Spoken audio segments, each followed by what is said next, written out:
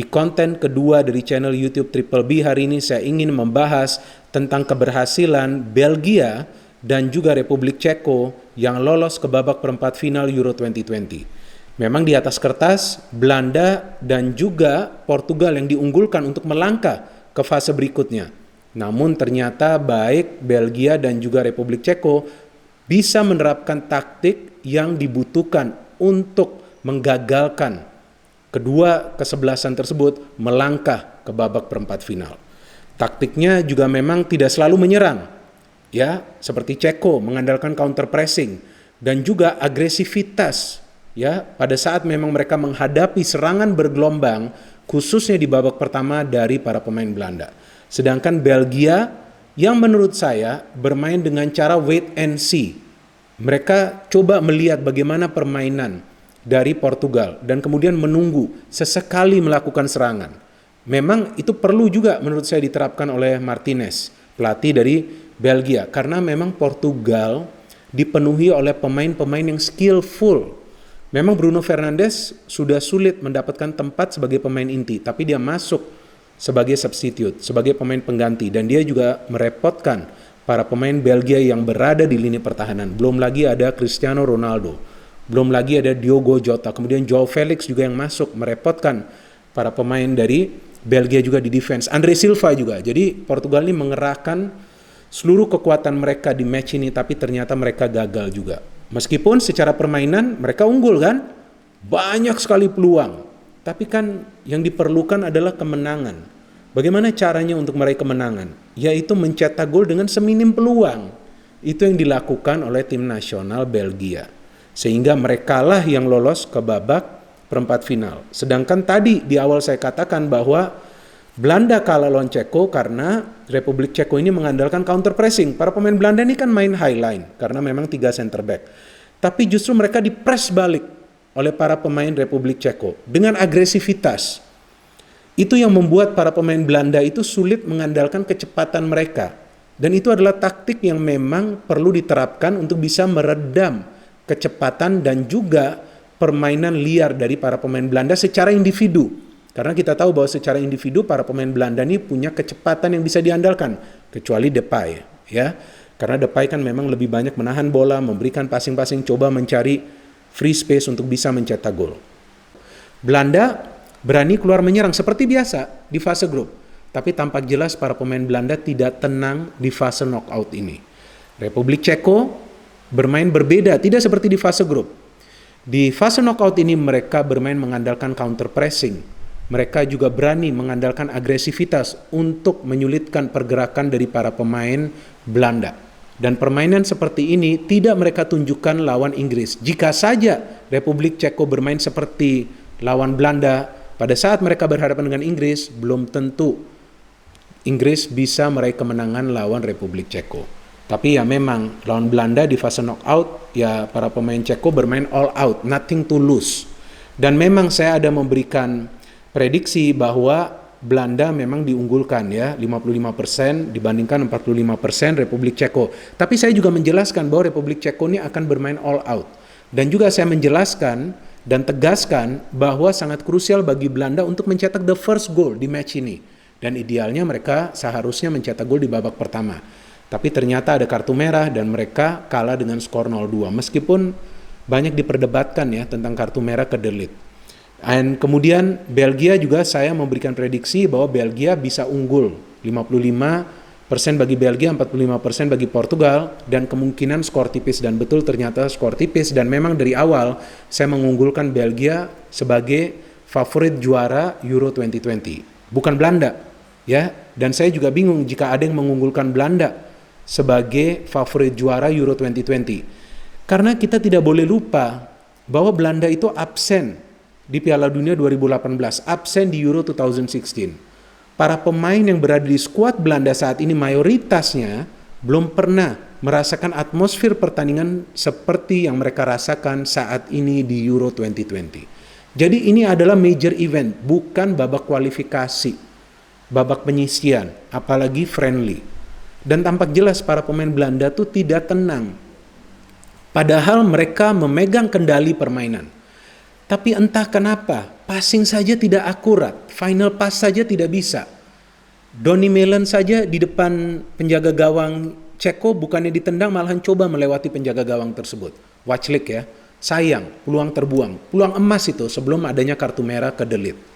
And so many opportunities that they try to create. Begitu banyak peluang yang coba mereka ciptakan tapi tidak berhasil. Peluang saja tidak berhasil mereka ciptakan yang berbahaya. Karena itu dia end passingnya tuh tidak pernah akurat. Yaitu juga mempermudah para pemain Republik Ceko untuk bisa mengantisipasi serangan dari para pemain Belanda yang tampak terlalu terburu-buru. Mau mengandalkan kecepatan boleh, tapi juga perlu mengandalkan kecerdasan. Dari para pemain Ceko tampak mereka bermain ekstra agresif untuk menghadang setiap pemain dari Belanda yang coba untuk mengandalkan skill individunya dan mereka berhasil. Yang diperdebatkan kan adalah kartu merah. Kalau menurut saya, ya memang Schick ada memberikan gangguan kepada De Ligt. Tapi saya tidak melihat ada pelanggaran dari Schick. Dan kemudian De Ligt terpleset. Dan sulit bagi De Ligt ya untuk bisa mengatasi pergerakan dari Schick sehingga mau tidak mau itu ada gerakan tangan dari De Ligt ke arah bola. Dan dianggap setelah ada VAR check dan review bahwa De Ligt melakukan professional foul alias professional handsball sehingga keputusannya adalah kartu merah. Belanda masih keluar menyerang setelah kartu merah. Tapi yang saya bingung, ya kenapa De Boer tidak melakukan pergantian pemain untuk memainkan pemain di lini pertahanan? Dia menggantikan Malen yang miss chance dengan Quincy Promes. Tapi Quincy Promes kan adalah holding midfielder. Dan terlihat bahwa kekosongan di lini pertahanan itu membuat para pemain Republik Ceko menciptakan beberapa peluang yang berhasil mereka convert menjadi gol. Yang pertama header dari Holles dan kedua adalah amazing goal dari Schick lagi di mana dia mendapatkan umpan dari Holles dan terlihat kocar kacirnya para pemain Belanda di lini pertahanan. Dan saya pikir ini adalah pelajaran yang penting ya bagi para pemain Belanda yang untuk pertama kali tampil di major event bahwa mereka perlu bermain lebih tenang lagi. Fase grup ya itu memang beda karena jika kalah next match mereka akan gas. Tapi knockout kalah akan tersingkir. Jadi well deserved for Republik Ceko untuk lolos dan akan bermain di babak perempat final lawan tim nasional Denmark. Akan seru pertandingan itu teman-teman. Pertandingan antara Belgia versus Portugal yang memang kita nantikan teman-teman. Karena kedua tim ini diperkuat oleh beberapa pemain yang punya skill tinggi. Seperti Ronaldo di Portugal dan juga De Bruyne di Belgia. Dan memang secara permainan Portugal mendominasi.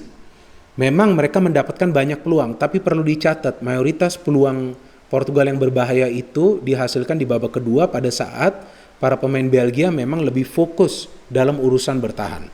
Dan permainan Belgia berbeda dibandingkan permainan mereka di fase grup. Berbeda di fase knockout ini. Karena mereka tidak langsung membangun serangan pada saat menguasai bola. Mereka coba untuk memancing para pemain Portugal keluar. Dan tidak perlu melakukan banyak passing. Tapi yang penting adalah bagaimana end product dari serangan yang mereka bangun. Dan ternyata itu juga bisa kita lihat dari proses gol Belgia. Di mana ada long ball dari belakang, dikontrol Lukaku, diberikan passing ke tengah, kemudian Munir yang mendapatkan bola memberikan passing ke Hazard dan Hazard bisa mencetak gol. Bukan Eden Hazard, Hazard lainnya, ya saudara dari Eden Hazard. Ya, disinilah kita melihat ya bahwa taktik itu yang memang dibutuhkan untuk bisa melumpuhkan tim lawan. Jika hanya bermain terbuka, jika hanya bermain liar, seperti apa yang dilakukan Belanda kan tampak mereka tidak cerdas untuk mengantisipasi agresivitas dari Republik Ceko, sama juga dari Portugal. Mereka bermain terbuka, mereka bermain Spartan, tapi mereka tidak pintar untuk bisa mengatasi serangan balik dari para pemain Belgia. Dan Belgium juga mendapatkan beberapa peluang lagi meskipun tidak banyak sebanding Portugal, ya kan? But still, they can create the chances if they want to, jika mereka mau, tapi mereka memilih lebih sering menunggu bola di belakang dan itu berhasil taktiknya. Dan memang Courtois melakukan begitu banyak saves di game ini. Mulai dari Cristiano Ronaldo, kemudian Andre Silva juga, kemudian Guerrero juga tuh ya yang fullbacknya juga yang melakukan shooting terkena tiang, ya kemudian sundulan dari Ruben Dias bisa di save juga oleh Courtois. Jadi peran penjaga gawang dari kedua kesebelasan ini yang memang saya perhatikan krusial sejauh ini bagi masing-masing tim mulai dari fase grup. Rui Patricio juga kita tahu made a lot of saves. Lawan Jerman juga, lawan Prancis juga, lawan Hongaria juga. Tapi ya memang ya, kita lihat bahwa para pemain Belgia ini lebih tenang dalam urusan bertahan daripada Portugal. Karena para pemain Portugal juga banyak sebetulnya melakukan pelanggaran.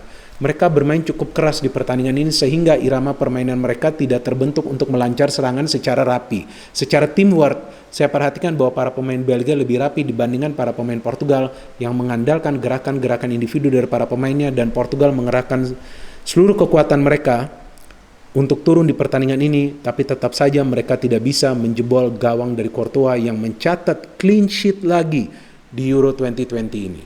So it was an amazing match and the winner is Belgium. Belgium akan berhadapan dengan Italia. Kita tunggu saja nanti bagaimana jalannya pertandingan besar tersebut. Dan untuk Belanda, ya mereka harus tunggu ya nanti di Piala Dunia. Kita melihat lagi bagaimana perkembangan dari para pemain Belanda yang juga dipenuhi oleh banyak pemain muda.